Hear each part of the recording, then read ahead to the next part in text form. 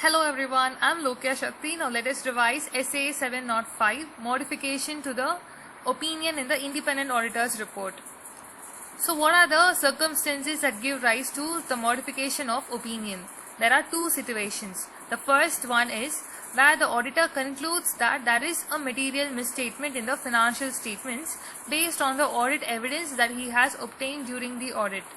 A second situation is where he is unable to obtain sufficient appropriate audit evidence in order to conclude that the financial statements are free from material misstatements. So what are the types of modified opinion that the auditor can issue? There are three types: qualified opinion, adverse opinion and disclaimer of opinion. So to make it in simple terms, where the effects and the possible effects of the material misstatements are material but not pervasive, irrespective of the audit evidence obtained, he will give a qualified opinion. In case where the effects are material and pervasive, he will give a adverse opinion. And finally, where the effects are material and pervasive, plus the auditor is unable to obtain sufficient appropriate audit evidence regarding the same, then he shall give a disclaimer of opinion. So this could be easily understood through this table.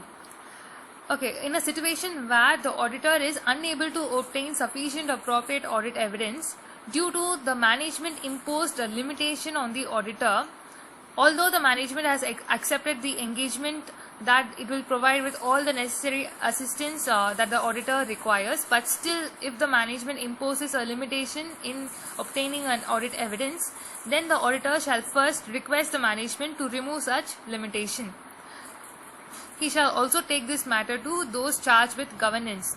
He shall see what other alternate procedures could be done in order to obtain an audit evidence. And by doing all this, if he is still unable to obtain audit evidence, and if he concludes that the effects of the material misstatements could be material but not pervasive, then he shall give a qualified opinion.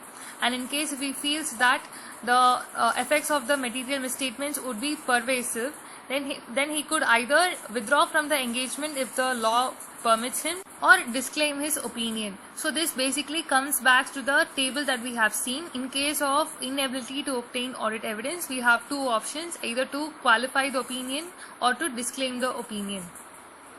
Next, the auditor's report would be subject to modification in the following points. Firstly, the auditor's opinion would be changed as qualified opinion, disclaimer of opinion or adverse opinion depending on the type of opinion, and subsequently the basis for opinion paragraph would be modified in accordance with the opinion paragraph, that is basis for adverse opinion, basis for qualified opinion, basis for disclaimer of opinion.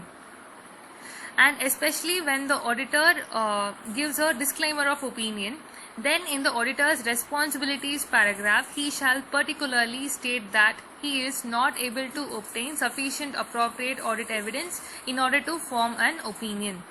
And in case of a disclaimer of opinion, then he shall not include any key audit matters in the auditor's report.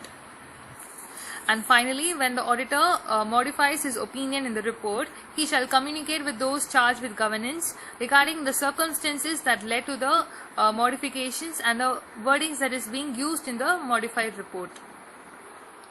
So these are the requirements for modification of opinion in the independent auditor's report. So by this we come to the end of this standard. I hope it was useful. Thank you for listening.